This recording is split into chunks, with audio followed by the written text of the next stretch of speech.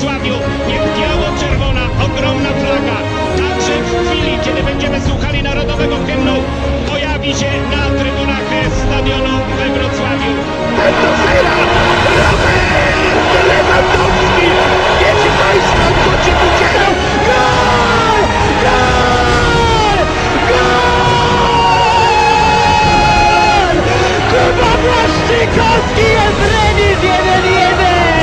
Kuba Błaszczykowski, który strzelił swoją pierwszą bramkę w reprezentacji właśnie Rosjanom. Dzisiaj Rosjanom strzela gola.